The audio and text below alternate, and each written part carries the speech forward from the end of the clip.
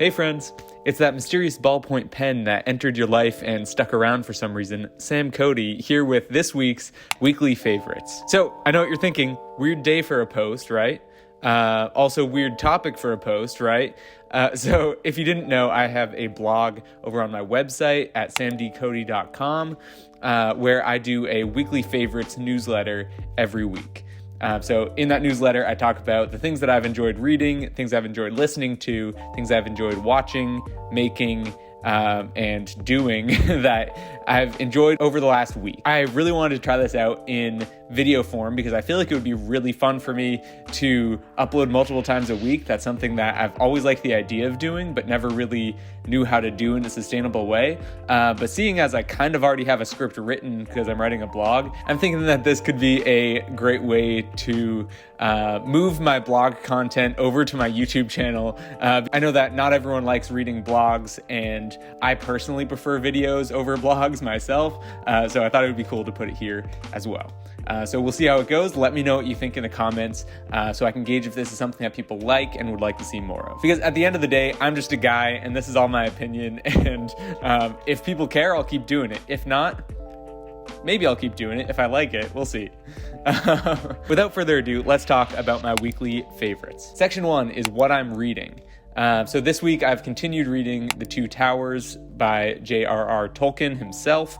I have been working on The Lord of the Rings for quite a while as part of my mega series, which I've talked about in previous videos. It's getting a little frustrating, but I think I'm just not a TBR person, but I am really liking The Two Towers. This past week, I haven't read as much of it as I usually do, partly because I'm in, most of my midterms were this week, and also because I'm reading A Fisherman of the Inland Sea, which is one of Ursula Le Guin's short story collections. So that's been kind of pulling my attention a little bit more away from The Two Towers, but it's also really freaking good. Part of weekly favorites, as you'll see, is I sometimes don't choose a favorite. I'll just put multiple things in each category sometimes, and this is a case of that. I have been enjoying both of these books so much, especially the last two stories that I've read in A Fisherman of the Inland Sea, which were the Shobies story and Dancing to Ganem, I think it's called, which are part of Ursula Le Guin's Hainish cycle. Really, really thought-provoking and interesting stories that have just been hooking me so much this past week. What I'm listening to. The reason I have this section in here is because I love all kinds of media,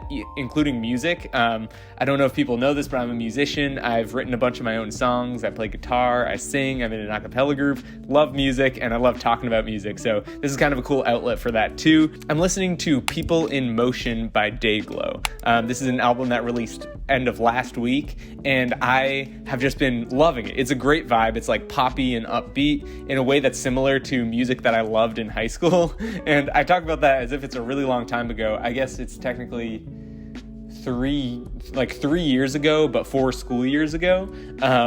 It feels like a long time ago, and this music is like bringing me right back to that, which is so cool. And it's also brand new. It's fun to get those same feelings from current music, especially because I'm trying to like mix up what I listen to and get some new stuff in the rotation. So it's been a lot of fun. I've loved listening to it on the way to and from school. I have classes maybe half mile away, so that walk is a great time to listen to this stuff. If you like things like Coin and the 1975, this will probably be up your alley. What I'm watching. So this week for one of my classes, I actually got to watch Gattaca. Gattaca is a science fiction movie about a world in which genetic modification is not only possible but widespread in the world, and sort of the social implications of that and the structural violence that results from such an innovation. So really, really interesting and thought-provoking. We had a great discussion about it in class where we discussed things like the structural violence involved. One thing that I just wish it did more of was show some of the intersectionality that this could cause. Like, it kind of brushes off current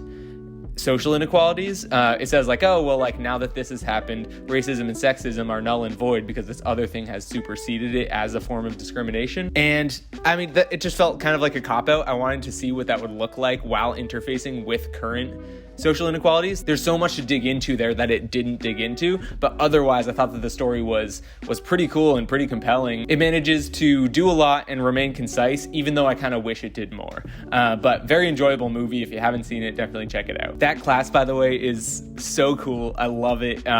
We've watched pretty much a movie every week and then paired it with a bunch of anthropological, like, scholarly articles. Getting to see those two disciplines side by side is so useful for understanding both of them, I think. I'm not sure how widely acknowledged it is, the impact that anthropology has had on science fiction throughout pretty much its whole history. Just absolutely fascinating to me, and I love anthropology and science fiction for the same reasons. We're able to explore concepts that we otherwise would not be able to perceive or would choose not to perceive, but through the lens of a fictional setup, like a different world or a different innovation that changes things, and then we see how that is. The reflective power of science fiction is so strong, and that's one of the things that this class is doing, is like showing me that on a level that I hadn't sort of intellectualized before. Definitely something I've noticed about science fiction and something that I loved about it all throughout, but being able to sort of see that in focus and talk about it with other people who also see it clearly, so cool. What I'm making, I am currently making my first attempt at my own original book tag. I don't actually know how book tags ever start. I'm vaguely sure that they start with blogs usually. So that's what I'm doing. I'm trying to come up with my own book tag, which it's harder than I thought. I think making it sort of clear and interesting and open-ended enough that people will actually want to do it is something that's pretty tricky, and I'm learning that as I go. So once that is finished, I'm going to put that on my blog, and I'll maybe even do it on the channel. We'll see. But should be a fun experiment, and I'm excited to see how it comes out and if people want to do it. So how I slow down and unplug is the last section of weekly favorites. So personally, this week I've been trying to get in the habit of reading before bed. I feel like that's a way that in the past I've chipped away at massive books, and considering the fact that I'm feeling like I'm reading pretty slow right now, that's something that I could totally use. I feel like 10 pages, like if I read 10 pages a night for, 30 nights, that's 300 pages just right there, even if I never read at any other time of the day. Considering the fact that I probably will read at other times of the day, that would just accelerate me so much. It would